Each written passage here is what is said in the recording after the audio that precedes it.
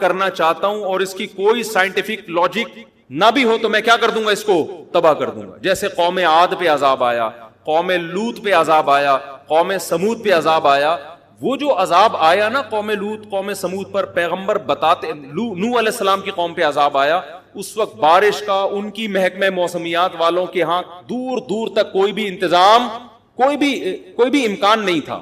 یہی وجہ ہے کہ قرآن کہتا ہے نوح علیہ السلام جب کشتی تیار کر رہے تھے تو قوم مذاق اڑاتی تھی کہ نہ کوئی قریب میں دریا ہے نہ سمندر ہے, اور اس موسم میں ویسے بھی بارش نہیں ہوتی, کبھی بھی بارش نہیں ہوئی ہے, دور دور تک بادل کا کوئی ٹکڑا نظر نہیں آ رہا, اور یہ ایسے ڈرے بیٹھے اتنی بڑی کشتی بنا رہے ہیں جیسے پتہ نہیں کیا ہونے والا ہے.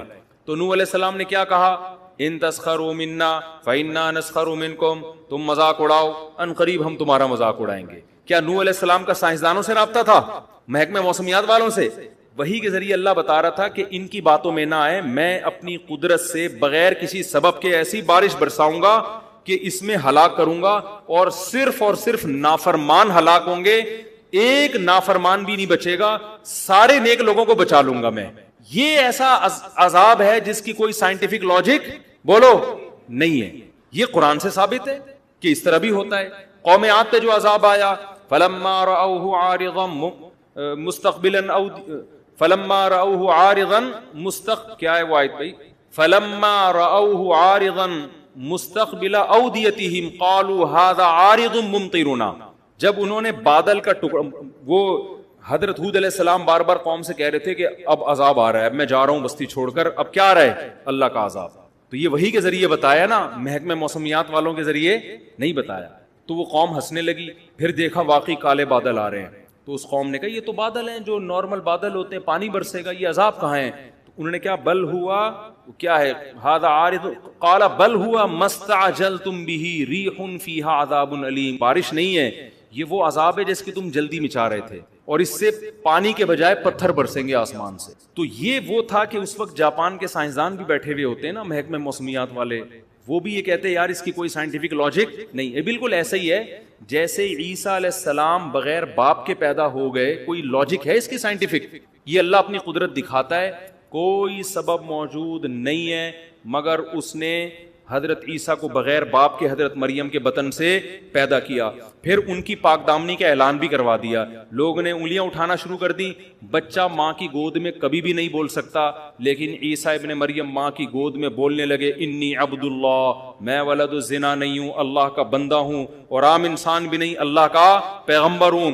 آتانی الکتاب, اور عام پیغمبر بھی نہیں, مجھے انجیل ملے گی, باقاعدہ پیغمبر یعنی صاحب کتاب پیغمبر ہوں, اور مجھے توحید کا حکم دیا گیا. تبھی بہت سارے جو اس وقت یہودی تھے وہ آپ پر ایمان لے آئے, اور پھر وہ جانتے تھے کہ مریم پاک دامن, یہ خاندان کتنا پاک دامن. تو اللہ پھر نا وہ ساری باتیں illogical ہو رہی ہوتی ہیں, وہ ساری باتیں.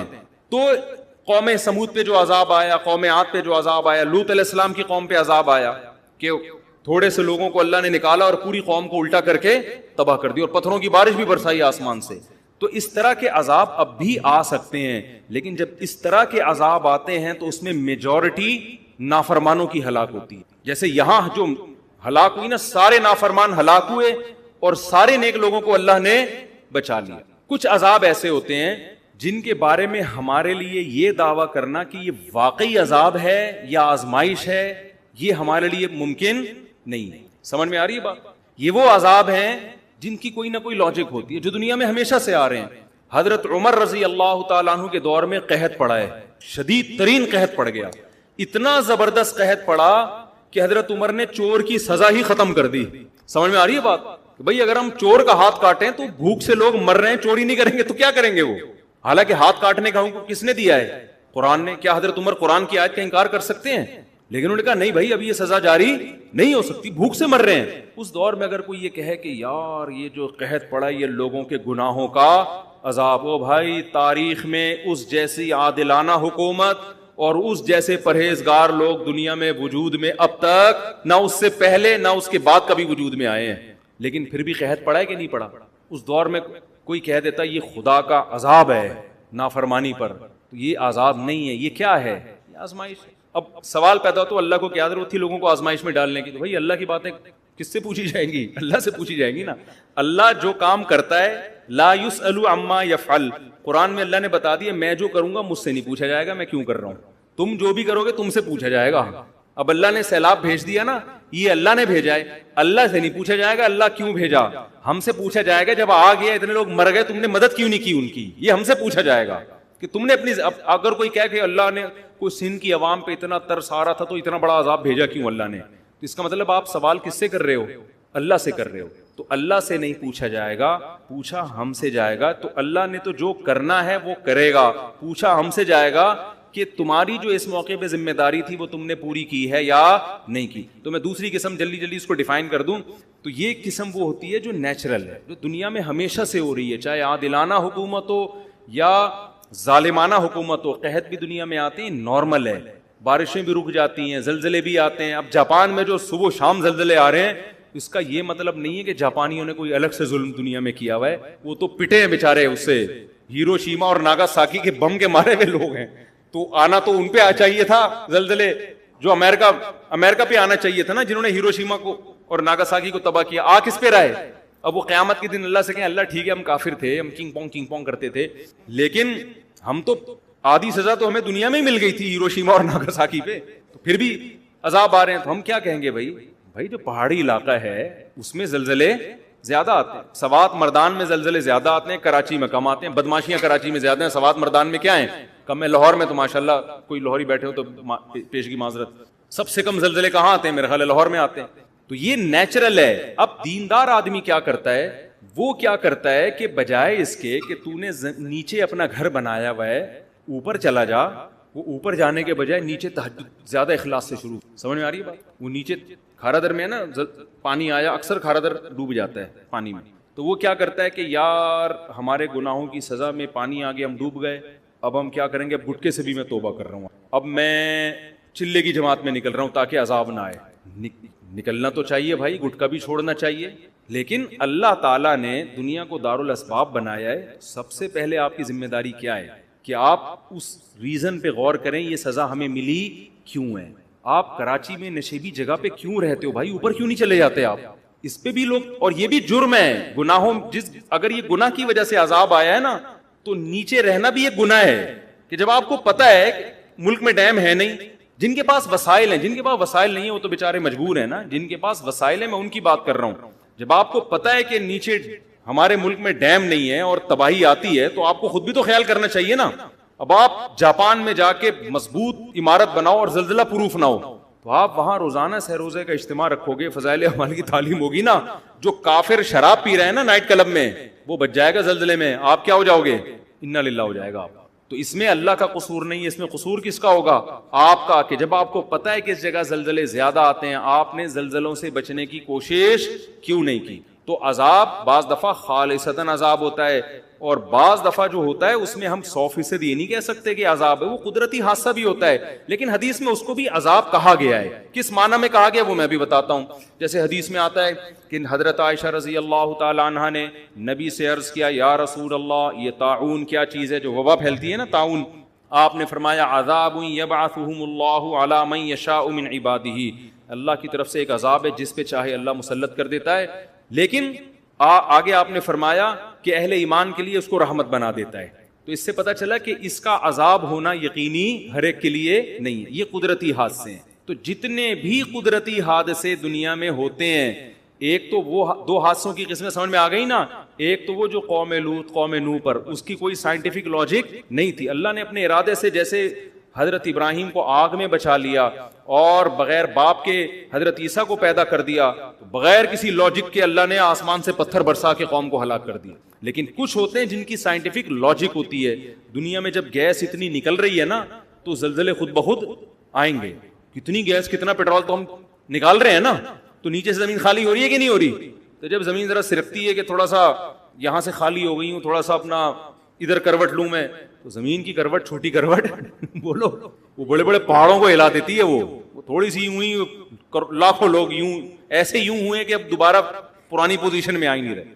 تو یہ جو اس قسم کے حادثات ہوتے ہیں ان کے بارے میں نبی صلی اللہ علیہ وسلم نے دو ٹوک بتا دیا کہ یہ نافرمان کے حق میں عذاب ہیں، فرما بردار کے حق میں کیا ہے؟ رحمت.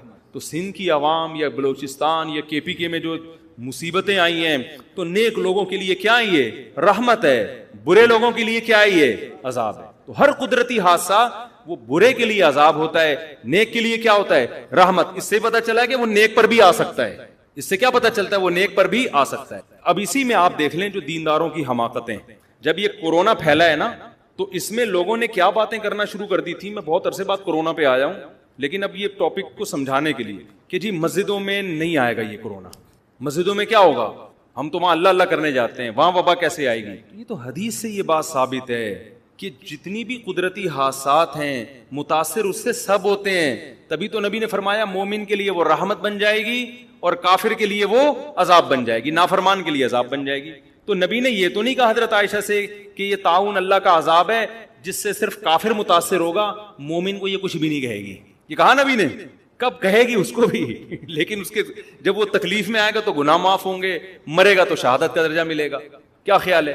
تو اس سے پتہ چلتا ہے بھائی وہ سینما گھر میں بھی جائے گی وبا, چاہے وہ کورونا ہو یا طاعون ہو, وہ مسجد میں بھی اسی اسپیڈ سے آئے گی جس اسپیڈ سے سینما گھر میں جا رہی ہے. تو لہذا اگر سینما گھر میں احتیاط کرنی ہے تو کہاں ہے, مسجد میں بھی اسی طرح احتیاط کرنی ہے. اب آپ یہ کہہ سکتے ہیں کہ جب نبی نے کہہ دیا کہ یہ وبا یہ رحمت ہے مسلمانوں کے لیے, تو رحمت تو لینی چاہیے نا, تو اس سے بچنا تو نہیں چاہیے.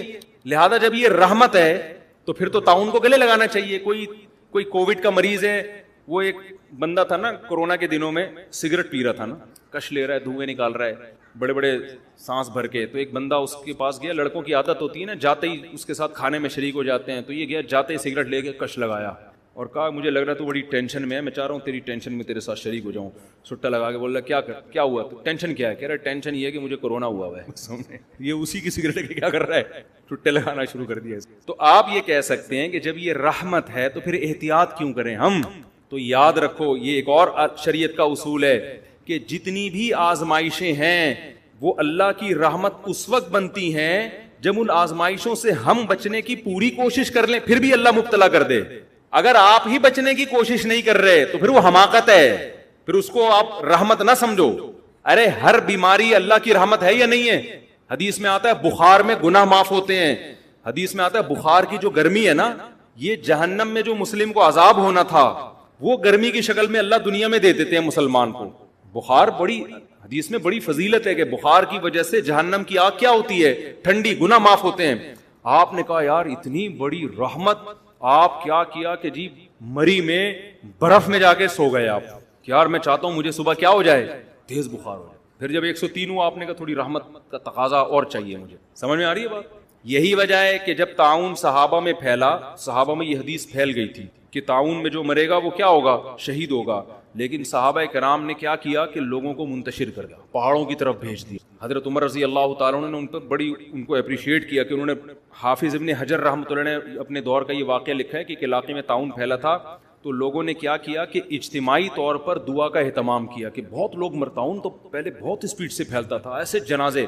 تو لوگوں نے کیا کیا, ابن حجر رحمۃ اللہ نے واقعہ لکھا ہے کہ لوگ نا سارے علماء اور بزرگان دین اور ساری عوام جمع ہو گئی جنگل میں, کیا صحرا میں جا کے نا مل کے زور زور سے اللہ سے دعا مانگتے ہیں گڑگڑا کے تاکہ بیماری ختم ہو جائے. ابن حجر نے لکھا کہ جب وہ اجتماعی سطح پہ گئے, دعا مانگی تو بیماری کم ہونے کے بجائے اور بڑھ گئی. کم ہونے کے بجائے کیا ہو گئی, اور وجہ کیا ہے؟ ابن حجر نے لکھا کہ وجہ یہ تھی کہ یہ بدعت کا ارتکاب کیا انہوں نے, اس لیے کہ ایسے موقع پہ میدان میں جمع ہو کے اجتماعی دعا حدیث سے ثابت نہیں ہے. حدیث سے تو نماز استسقاء میں ثابت ہے کہ اجتماعی طور پہ جمع ہو کے دعا مانگے, یہ تو آپ نے اپنی طرف سے. لیکن اس کی ایک سائنٹیفک لاجک بھی ہے کہ بھائی اسلام پہلے آپ کو احتیاط کا حکم دیتا ہے, اس کے ساتھ دعا کا حکم دیتا ہے. سمجھ میں آ رہی ہے بات؟ بیماری جب یہ سب کو پتا ہے کہ طاعون کی بیماری ایک دوسرے سے لگتی ہے, اس زمانے میں بھی سب کو پتا تھا, تبھی تو لوگ ایسے علاقوں میں جاتے نہیں تھے جہاں طاعون پھیلا ہوا ہو. تو جب یہ ایک دوسرے سے لگتی ہے تو آپ جب جنگل میں صحرا میں سارے اکٹھے ہو جاؤ گے تو طاعون کے جراثیم یہ نہیں دیکھیں گے کہ کس کام کے, آپ فلم دیکھنے کے لیے اکٹھے ہو یا تہجد کے لیے اکٹھے ہو, جرثومے وائرس پہ کوئی فرق نہیں پڑتا. تو آپ اسباب اختیار نہیں کر رہے, جبکہ شریعت ہمیں کسی بھی کام میں کامیابی کے لیے سب سے پہلے اسباب اور پھر اللہ سے دعا. جو بعض لوگ کہتے ہیں نا سب سے پہلے دعا پھر اسباب, ان کا بھی ایک صحیح مطلب ہے. ان کا مطلب ہے کہ اسباب سے بچنے کا اہتمام تو کرنا ہے, فوراً دعا بھی شروع کر دینی ہے, لیکن اسباب کو بھی بھرپور طریقے سے اختیار کرنا ہے. سمجھ میں آ رہی ہے بات کہ نہیں آ رہی؟ تو ابن حجر رحمۃ اللہ علیہ نے لکھا ہے کہ اتنا کراؤڈ ہوا اور سب نے بہت گڑ گڑا کے دعائیں مانگی، مگر جو موت کا تناسب تھا وہ پہلے سے بہت تیزی سے بڑھ گیا. تو وجہ اس کی یہی ہے کہ بھئی آپ، اور یہ حماقت آج بھی لوگ کر رہے ہوتے ہیں، آج بھی لوگ کر رہے ہوتے ہیں. بیمار آدمی کے بھائی احتیاط پر کو فوکس کرو، اس کی صحت کا خیال کرو، وہ کر نہیں رہے ہوتے اور اس کے ساتھ صرف دعا پر اکتے ہو. دعا تو بہت ہی ضروری ہے. ایک آخری بات کر کے بس بیان ختم کرتا ہوں کہ دیکھو، یہ تو میں نے دو قسم کے حادثات کی پوری ڈیٹیل بتا دی نا، کہ ایک تو وہ واقعی جو خالصتاً قدرتی ہوتے ہیں، اور ایک وہ جس کی لاجی زمین میں ہمیشہ سے نیک لوگوں پر بھی آفتیں آتی ہیں، بروں پر بھی آتی ہیں، بیماریاں بھی اور زلزلے بھی اور طوفان بھی. تو ہمیں بجائے اس بحث میں کہ یہ عذاب ہے کسی کے گناہ کی وجہ سے یا یہ کیا ہے، ہمیں وہ یہ تو اللہ کا کام تھا نا جو اللہ نے کیا. ہمیں اللہ کہتا ہے تم وہ کرو جو تمہاری ذمہ داری. ہماری ذمہ داری کیا ہے؟ ایسے موقع پہ وہ کرنا ہے جو صحابہ کیا کرتے تھے، غریب کے ساتھ تعاون. اور مشرک کیا کیا کرتے تھے کہ جب اللہ کو اس پہ اتنا ترس آ رہا ہے تو اللہ نے اس کو غریب بنایا کیوں؟ تو وہ آج بھی کہہ سکتا ہے مشرک کہ اگر اللہ ہم سے کہہ رہا ہے کہ سیلاب زدگان کی مدد کرو تو اللہ کو اتنا ان پہ ترس آ رہا ہے تو سیلاب بھیجا کیوں؟ ٹھیک ہے نا، اللہ نے زلزلہ ڈالا کیوں؟ تو اللہ کہے گا جو میرا کام ہے وہی وہ میں کروں گا، جو تمہارا کام ہے کس نے کرنا ہے؟ تم نے. اور یہ بھی ذہن میں رکھو کہ عذاب یہ جو قدرتی آتے ہیں نا، یہ بھی بعض دفعہ خالصتاً عذاب بھی ہوتے ہیں کہ ہمارے یعنی سبق کے لیے ہمیں ہر مصیبت کو اپنے لیے عذاب ہی سمجھنا چاہیے. یہ شریعت کی تعلیم ہے، چاہے حقیقت میں وہ عذاب ہو یا نہ ہو، ہمیں یہ سمجھنا چاہیے. میں اسی مثال سے سمجھاتا ہوں. جب کراچی کے حالات خراب ہوئے تھے نا، تو علماء بہت کہہ رہے تھے یہ بدعمالیاں جن کی سزا مل رہی ہیں، بالکل ٹھیک بات تھی، یہ بدعمالیوں کی سزا. اور یہ جو سیلاب آیا ہے اس میں جو میں کہہ رہا ہوں نا کہ یہ ضروری نہیں کہ عذاب ہو، تو یہ بھی ضروری نہیں کہ عذاب نہ ہو، عین ممکن ہے کہ یہ کیا ہو، عذاب بھی ہو. ہمیں کیا کرنا ہے؟ تو ہمارے حضرت فرمایا کرتے تھے کہ ہم میں سے ہر آدمی کو سوچنا چاہیے دنیا میں کہیں بھی آفت آئے تو ہمیں یہی سوچنا چاہیے یہ عذاب ہی ہے، اور کسی اور کے گناہوں کی سزا نہیں بلکہ میرے گناہوں کی سزا ہے. یہ اللہ ہم سے چاہتا ہے کہ بے شک وہ کسی اور کے گناہ کی سزا ہے یا سزا نہیں بھی، یا قدرتی حادثہ ہے، لیکن جس کے دل میں اللہ کا خوف ہوتا ہے وہ یہ سمجھتا ہے کہ یہ عذاب ہی ہے اور یہ میرے گناہوں کی وجہ سے، وہ اپنے گناہوں کا استحضار کرتا ہے. دیکھو، نبی سے بڑھ کر دنیا میں کوئی ہو سکتا ہے؟ حدیث میں آتا ہے جب بھی مدینہ میں گہرے بادل آتے تھے آپ صلی اللہ علیہ وسلم خوف زدہ ہو جاتے اور مسجد میں جا کے دعائیں مانگنا شروع کر دیتے. حالانکہ گہرے بادل آنا کیا ہے؟ نیچرل ہے، اور نبی سے تو کوئی گناہ ہوتا ہی نہیں ہے. لیکن جس کے دل میں تقوی اللہ کا خوف ہوتا ہے نا، وہ تو نبی یہی سمجھتے تھے. پھر نبی جا کے دعا مانگتے، اے اللہ تو نے مجھ سے وعدہ کیا ہے کہ جب تک میں ان کے درمیان موجود ہوں تیرا عذاب نہیں آئے گا. حالانکہ مدینہ میں تو اب بھی بادل آتے ہیں. تو اس سے پتہ چلتا ہے کہ جس کے دل میں خوف ہوتا ہے بھائی، وہ تو ہر مصیبت کو اپنے گناہ کی سزا سمجھتا. تو سمجھنا ہمیں، یہ تو میں نے ایک نالج کے لیے ایک پورا بیان کیا. جب کراچی کے حالات خراب ہوئے تھے، بہت قتل و غارت ہو رہا تھا، حضرت بار بار ہمیں نصیحت کرتے تھے کہ دیکھو یہ گناہوں کا عذاب ہے جو کہ کسی اور کے گناہوں کا عذاب. اپنے بارے میں انسان خوش فہمی میں مبتلا ہو جاتا ہے، میں تو بڑا نیک ہوں، میں تو تہجد گزار ہوں، میں تو نمازی ہوں، میں تو حاجی ہوں، میں تو یہ ہوں. فرمایا سمجھو یہ میرے گناہوں کا عذاب. تو حضرت کہتے ہیں میں یہ سمجھتا ہوں مجھ سے کوئی کوتاہی ہوئی ہے جس کا یہ عذاب ہے. تو استحضار ہم سب کو یہی کرنا چاہیے. کچھ بھی آفت آ رہی ہے اپنے گریبان میں جھانکے بھائی شاید یہ میرے سے کوئی غلطی ہوئی ہے جس کا یہ عذاب. اگر کوئی عالم بہت نیک ہے، کوئی گناہ نہیں ہو رہا اس سے، وہ یہ سمجھے میں تبلیغ میں کوتاہی کر رہا ہوں، جتنا میرے ذمے تھا حق بیان کرنا میں اتنا حق بیان نہیں کر رہا جس کی وجہ سے یہ عذاب ہے. تو سمجھنا ہم سب کو یہی چاہیے کہ یہ میرے گناہوں کی جمع دیتے ہیں استقامت کے ساتھ. تو یہ کلمہ توحید کے بغیر ممکن نہیں ہے. اور مشرک بھی وہ بھی الٹتا پلٹتا رہتا ہے. تو یہی کلمہ توحید کے ذریعے مسلمان دنیا میں بھی ایک ٹریک پہ چلتا ہے اور ثابت قدم رہتا ہے. ثابت کا مطلب بہت ساری شیطانی قوتیں اور نفسانی خواہشات اس کو دائیں بائیں ورغلاتی ہیں، لیکن وہ اس کی وجہ سے سیدھے راستے پہ چلتی ہے کہ بھئی ایک خدا کو مانتے ہیں تو سب سے پہلے اس کا حکم ہے. یہ ایسے دو چار کی طرح بات ہے نا، بالکل بھئی اپنی رائے کو اللہ کے آگے چھوڑ دینا. اللہ سے زیادہ کون صحیح سمجھ سکتا. تو آخرت میں بھی کیا مطلب، قبر میں اور میدان حشر میں بھی. تو قبر میں بھی یہ کلمہ توحید اس کو عذاب سے بچائے گا. وفی روایت عن النبی صلی اللہ علیہ وسلم قال یثبت اللہ الذین آمنوا بالقول الثابت نزلت فی عذاب القبر یقال له من ربکم. انسان سے پوچھا جاتا ہے تیرا رب کون ہے؟ فیقول ربی اللہ ونبیہ محمد. کہتے ہیں میرا رب اللہ ہے اور میرے نبی محمد ہے صلی اللہ علیہ وسلم. اچھا یہاں ایک سوال ہوتا ہے، جو سوال تو آگے آنا چاہیے، لیکن آپ دیکھیں یہاں دو ہی طبقوں کا ذکر ہے. جو یہ کہتے ہیں کہ میرا رب اللہ ہے اور نبی میرے رسول ہیں تو وہ اس کے لیے جنت کے دروازے کھول دیے جاتے ہیں، اور جو کہتا ہے کہ میں نہیں جانتا، جو منافق اور کافر ہے، اس کے لیے جہنم کیوں؟ تو پھر اس سے تو یہ پتہ چل رہا ہے تیسرا تو کوئی طبقہ ہے نہیں۔ تو بد عمل مسلمان کا کیا ہوگا؟ بھائی بد عمل مسلمان سے جب اللہ کے بارے میں پوچھا جائے گا تو اللہ کو تو اللہ مانتا ہے، نبی کو تو نبی مانتا ہے نا، تو صرف اتنا کہہ دینے سے جنت کی کھڑکیاں کھل جاتی ہیں، تو پھر تو عمل کا کیا فائدہ؟ آگے جتنی حدیثیں آ رہی ہیں نا عذاب قبر کے بارے میں، سب میں یہی ہے کہ دو سوال ہوتے ہیں، اللہ اور رسول۔ مومن ان دونوں کے جواب درست دیتا ہے اور کافر ان دونوں کے جواب غلط دیتا ہے۔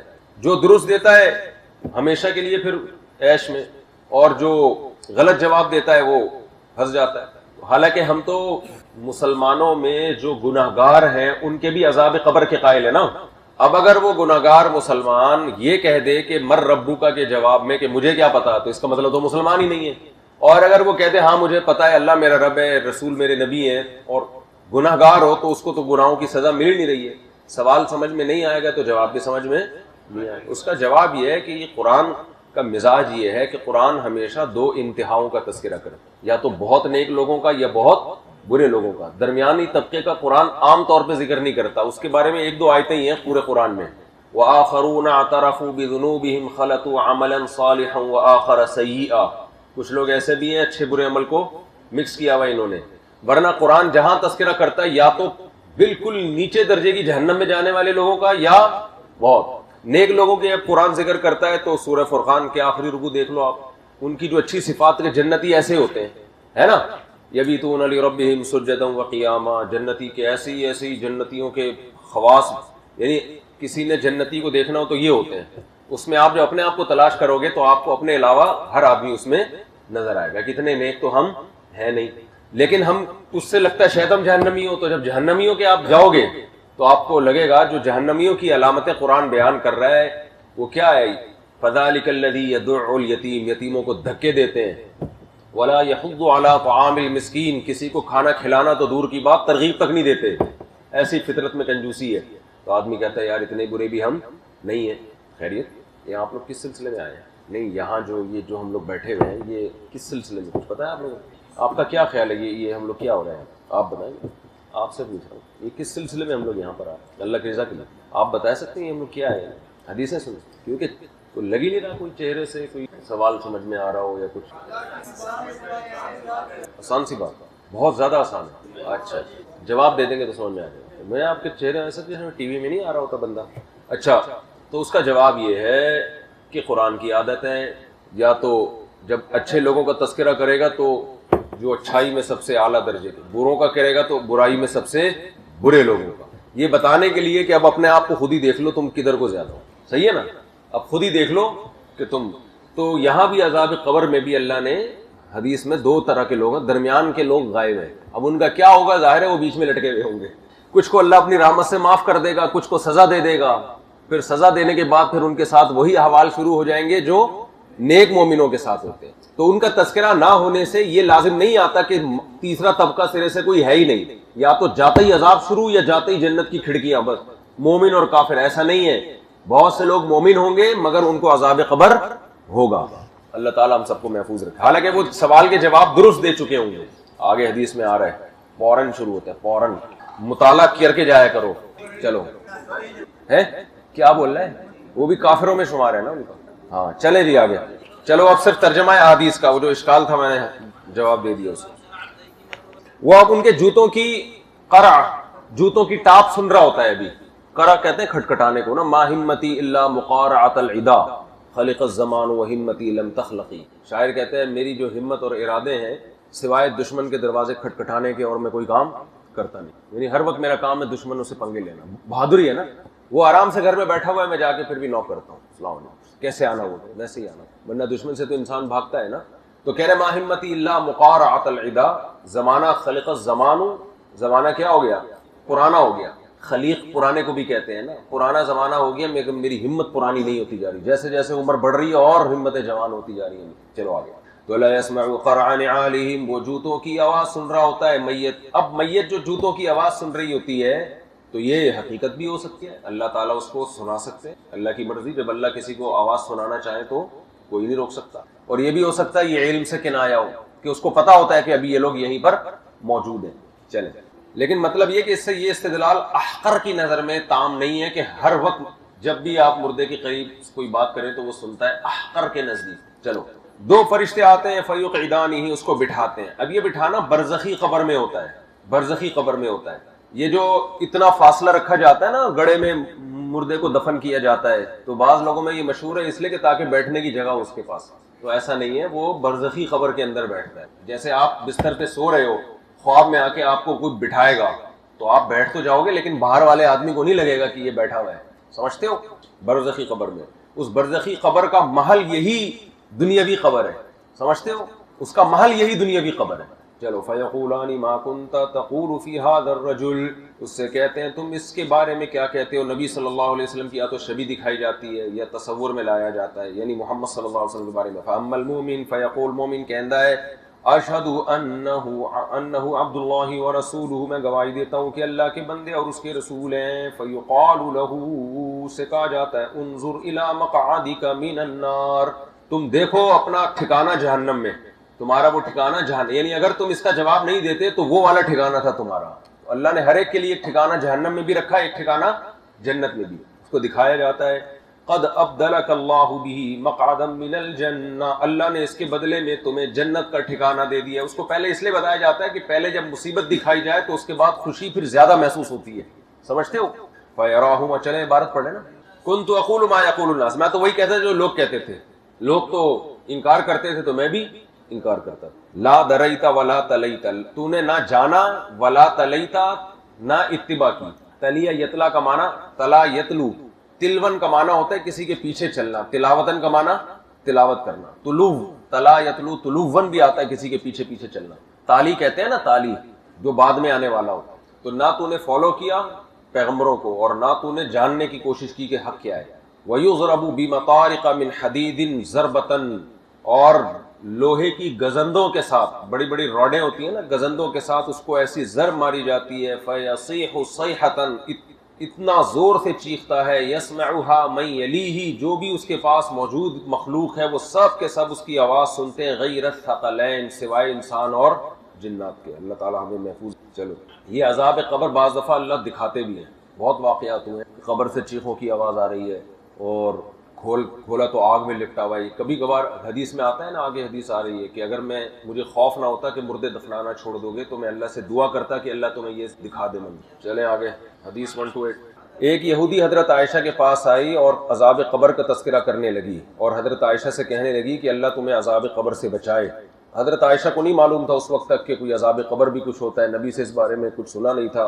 حضرت عائشہ نے نبی سے پوچھا کہ عذاب قبر کے بارے میں، آپ نے فرمایا ہاں عذاب قبر برحق ہے۔ ایک ملحد نے اس کا مذاق اڑایا کہ یہودیوں سے سن کے محمد صلی اللہ علیہ وسلم نے بتایا، ورنہ ان سے پہلے آپ کو بھی معلوم نہیں تھا۔ تو یہ معاذ اللہ یہ تاثر دینے کی کوشش کی، یہ انہوں نے گڑھ لیا ہے، ورنہ اسلام تو اتنے پہلے آ چکا تھا، اتنی اہم بات آپ نے بتائی کیوں نہیں؟ تو جب سنا یہودیوں سے تو آپ نے بھی کہا ہاں۔ دوسری حدیث میں ہم جاتے ہیں نا، اس کا آپ کو جواب ملے گا۔ دوسری حدیث میں آتا ہے کہ حضرت عائشہ نے جب نبی صلی اللہ علیہ وسلم کو بتایا تو آپ صلی اللہ علیہ وسلم بہت زیادہ آپ پہ گھبراہٹ طاری ہو گئی، خوف زدہ ہو گئے، اور 2-3 دنوں کے بعد آپ نے بتایا کہ وہ عورت صحیح کہہ رہی ہے۔ تو یہ 2-3 دن اس لیے کہ اس وقت تک آپ پر اس بارے میں وحی نازل نہیں ہوئی تھی۔ اگر معاذ اللہ نقل کفر یہ ایسی چیز ہوتی تو آپ پہ گھبراہٹ کے آثار کیوں آتے؟ اور باقی اسلام کے احکام تو تدریجاً آئے ہیں نا، ایک ہی دم سے ساری چیزیں تھوڑی اللہ نے بتا دی ہیں، تو آہستہ آہستہ، اور کچھ چیزیں ایسی ہیں جن کا کوئی واقعہ ہوا ہے تو پھر وہ بتائی گئی ہیں، اس سے وہ واقعہ یاد رہتا ہے۔ چلیں، ہمیشہ پھر آپ نے نماز کے بعد عذاب قبر سے پناہ مانگی۔ حدیث نمبر 129۔ حضرت زید بن ثابت رضی اللہ تعالیٰ عنہ فرماتے ہیں کہ ہم نبی صلی اللہ علیہ وسلم کے پاس ایک باغ میں تھے بنی نجار کا، اور آپ صلی اللہ علیہ وسلم خچر پہ سوار تھے، وَنَحْنُ مَعَهُ، ہم آپ کے ساتھ تھے، اذ حادت بھی، اچانک وہ خچر بدک گیا، فقادت تلقیہ، قریب تھا کہ گرا دیتا زمین سے، وَإِذَا أَقْبُرٌ سِتَّةٌ أَوْ خَمْسَةٌ، اچانک وہاں ہم نے دیکھا، قبر کی جمع اقبر، بہت ساری، یعنی کچھ قبریں ہیں 6 یا 7 قبریں۔ فقال من يعرف اصحاب هذه الاقبر، آپ صلی اللہ علیہ وسلم فرمائے ان قبروں والوں کو کون جانتا ہے کہ ان میں کون دفن ہے؟ قال رجل انا، ایک شخص نے کہا میں جانتا ہوں۔ قال فمتى ماتوا، ان کا کب انتقال ہوا؟ قال فی الشرک، شرک کے زمانے میں، یعنی اسلام سے پہلے ان کا انتقال ہوا۔ فقال ان هذه الامه تبتلى في قبورها، آپ نے فرمایا کہ اس امت کو قبر کے اندر آزمائش میں ڈالا جاتا ہے. کہاں چلے؟ ہاں بس اگر مجھے اس بات کا خوف نہ ہوتا کہ تم دفن کرنا چھوڑ دو گے، میں اللہ سے دعا مانگتا کہ اللہ تمہیں قبر کا عذاب کی وہ کچھ سنائے جو میں سن رہا ہوں. جی پھر آپ ہماری طرف متوجہ ہوئے اور فرمایا کہ اللہ کی پناہ مانگو عذاب قبر سے. صحابہ نے پناہ مانگی، فرمایا دوبارہ مانگو. پھر فرمایا اللہ کی پناہ مانگو ان فتنوں سے جو ظاہر بھی چھپے ہوئے ہیں اور کھلے عام ہیں. دجال کے فتنے سے اللہ کی پناہ مانگو. آگے الفصل الثانی 30. جب میت کو قبر میں رکھا جاتا ہے، اقبرہ یقبرو کا معنی قبر میں رکھنا نا، سورہ عبس میں بھی ہے نا، اقبرہ ثم السبیل یسرہ، کیا آگے نا، ثم اماتہ فاقبرہ. اذا اقبر المیت اتاہ ملکانی اسودانی، دو سیاہ فرشتے، ارزقانی نیلی آنکھوں والے. ارزق یہ نیلی آنکھیں خوف اور وحشت کی علامت ہوتی ہے. یقال لاحدہما المنکر وللآخر النکیر، ایک کو منکر کہا جاتا ہے ایک کو نکیر. یہ دونوں نکارت سے نکلے ہیں. نکارت کسے کہتے ہیں؟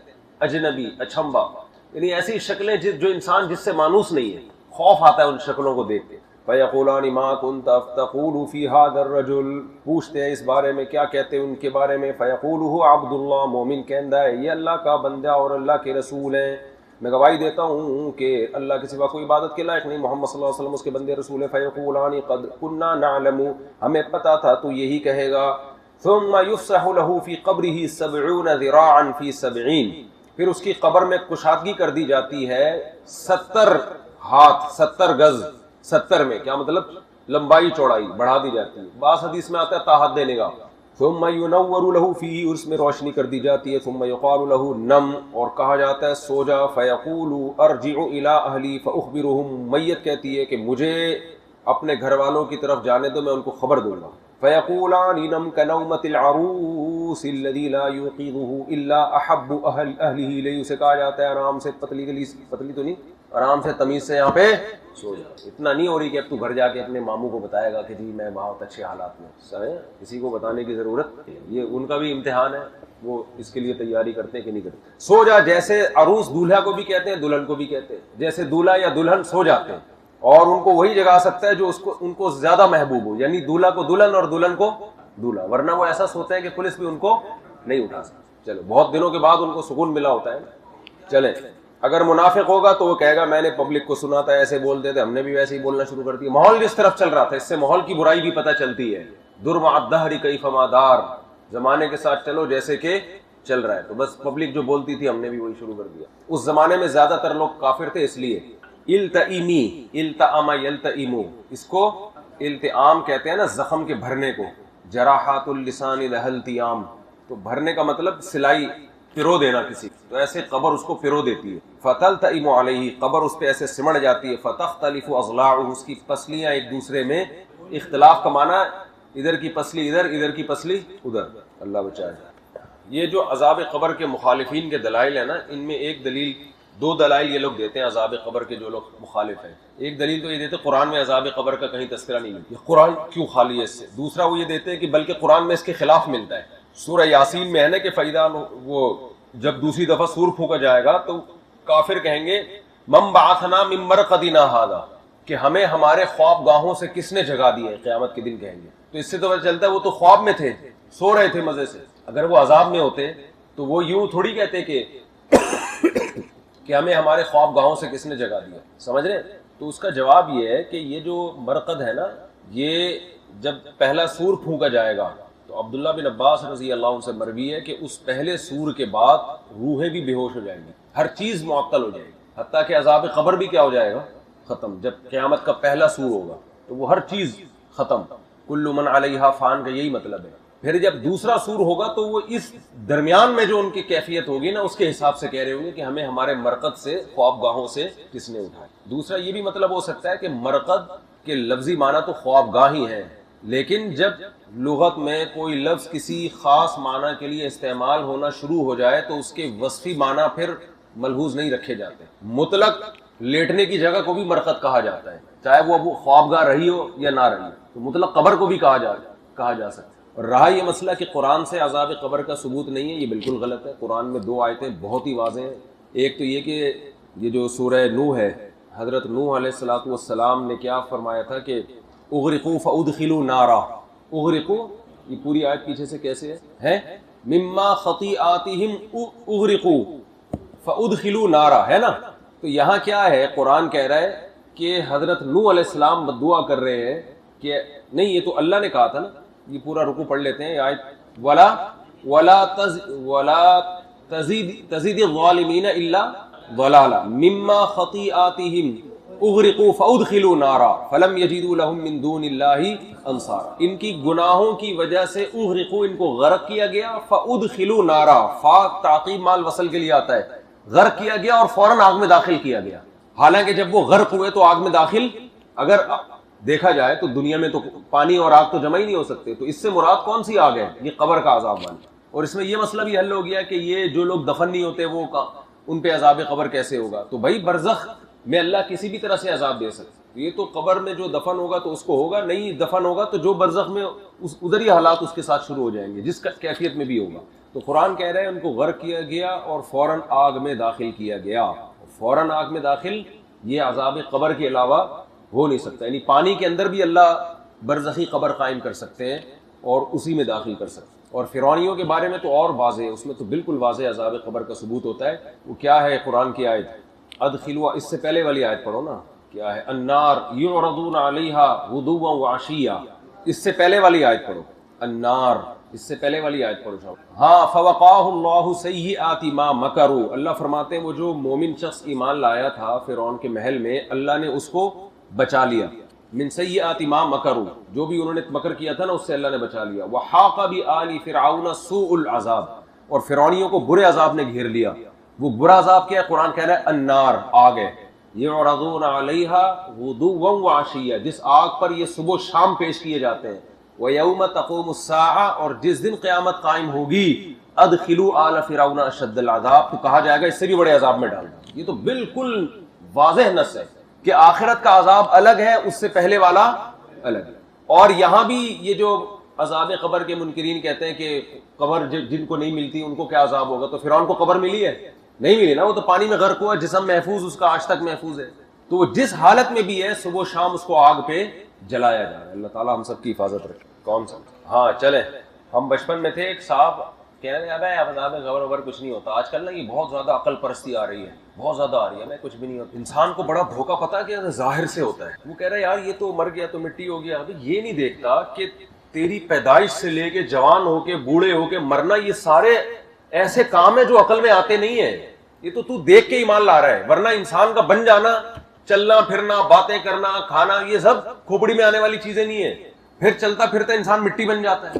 اگر کوئی جس نے موت کا عمل نہ دیکھا ہوتا، مردوں کو مٹی بنتے نہ دیکھا ہوتا نا، ان کو اگر آپ بتاتے کہ یہ وسیم بھائی جو ہیں علاقے کے وڈیرے ایک دن آئے گا مٹی ہوں گے، وہ کبھی بھی نہیں مانتا. جناب ہے سب اصول باتیں. لیکن یہ چیزیں چونکہ اپنی آنکھوں سے دیکھ رہے ہیں، تبھی آپ دیکھیں قرآن جو دلائل دیتا ہے نا آخرت کے، وہ کیا دلائل دیتا ہے کہ وہ یہ دلائل دیتا ہے کہ تم جن چیزوں کو عقل سے بعید سمجھتے ہو یہ کہ اچھمبے کی بات ہے، تو اس سے زیادہ اچھمبے کی چیزیں اس کائنات میں ہو رہی ہیں، ان کو کیوں مان رہے ہو؟ جیسے قرآن کے یہ سورہ حج کی آیتیں کتنی زبردست ہے. یا ایھا الناس ان کنتم فی ریب من البعث، اے لوگوں تمہیں اگر یہ شک ہے کہ موت کے بعد زندہ کیسے ہوں گے دوبارہ، فإنا خلقناکم من تراب، تو اس پہ بھی تو ہونا چاہیے نا تعجب. ہم نے تمہیں پہلی دفعہ مٹی سے بنایا. ثم من نطفہ، پھر اس مٹی کو ماں باپ کے جسم میں لے جا کے نطفہ منی کا قطرہ بنا دیا. ثم من علقہ، پھر اس کو ہم نے گوشت کا لوتھڑا بنا دیا، علقہ لٹکا ہوا لوتھڑا. ثم من مضغہ، پھر اس کو بوٹی بنا دیا. پھر آگے ایک دوسری آیت میں آتا ہے کہ پھر اس میں ہم نے ہڈیاں ڈال دی. فکسونا العظام لحما، پھر ہڈیوں پہ گوشت چڑھا دیا. ثم انشأناه خلقا آخر، پھر ماں کے پیٹ سے باہر نکال کے نئی تخلیق میں پیدا کر دیا. یہ ساری باتیں اچھمبے کی ہو رہی ہیں، لیکن حیرت ہے یہ لبرل لوگوں پہ اور ملحدین پر کہ یہ ساری باتیں الگ سے کچھ کھوپڑی میں آنے والی نہیں ہیں اور ہو رہی ہیں، ان پر یقین کر لیتے ہیں. اور جب اسلام کہہ رہا ہے کہ وہاں اس جہاں میں جانے کے بعد بھی تمہاری روح پر احوال گزرتے ہیں اور پھر اس کو یہ پروسیس دوبارہ ہوگا، تو وہ کہتے ہیں یار یہ آ رہا ہے سب ایسی باتیں کھوپڑی میں آنے والی. کھوپڑی جس نے بنا دی تمہاری یار مٹی سے، خود کھوپڑی اپنے بارے میں پریشان ہے کہ میں سوچتا کیسے ہوں. یہ کھوپڑی کہتی ہے. آپ کو پتا ہے دماغ ایک ایسی چیز ہے جو اپنے آپ کو ڈیفائن ہی نہیں کر پاتا کہ میں ہوں کیا. اتنی عجیب چیز اللہ نے بنائی ہے. چلیں، تو قرآن کے جتنے دلائل ہیں نا وہ سب اس بات پر ہیں کہ یہ سب کوئی بھی چیز اس میں عقل سے بعید نہیں ہے. اس سے زیادہ عجیب کام ہو رہے ہیں درخت اگ رہے ہیں بیچ سے تناور درخت اور پھر پھل اور پھول اور یہ ساری چیزیں، ان میں کوئی بھی کام ایسا نہیں ہے جو، یہ سارے کام عقل سے بعید ہیں. تو جہاں اس کائنات میں اتنے ہو رہے ہیں تو یہ کوئی اتنا بڑا مسئلہ نہیں ہے. منہا خلقناکم وفیہا نعیدکم، اسی مٹی سے بنایا اسی میں لے جاتے ہیں دوبارہ اسی سے اٹھا دیں گے. کون سا کوئی ٹینشن، کتنی آرام سے اللہ نے حل کر دیا یہ مسئلہ. منہا خلقناکم، اسی مٹی سے بنایا، وفیہا نعیدکم، دوبارہ مٹی کر دیتے ہیں، ومنہا ایک اور دفعہ بنا دیں. اب اگر ہلکا لینا چاہو تو بہت ہلکا ہے یہ مسئلہ، اور اگر بولو نہیں تو پھر بیٹھ رہو ساری زندگی بیٹھ رہے. یہ ہوتا ہی نہیں، جب ہوگا تو پتہ چل جائے گا. چلو افرشوہ من، جنت کا فرش بچھا دو. والبسوہ من الجنہ، جنت ہی سے اس کو لباس پہناؤ. وافتحوا لہ بابا الی الجنہ، جنت کی طرف دروازہ کھولو. فیاتیہ من روحہا، وہاں کی ہوائیں آتی ہیں، اس وہاں کی خوشبو آتی ہے. اور مد بصرہ، جہاں تک نگاہ جاتی ہے اس کے لیے قبر کو کشادہ کر دیا جاتا ہے. واما الکافر، ہاں کا مطلب پتہ نہیں بھائی کیا باتیں کر رہے ہو. فیاتیہ من حرہا وسمومہا، وہاں کی گرم لو، سموم لو کو کہتے ہیں، اور حر اس کی گرمی جہنم کی پہنچتی ہے.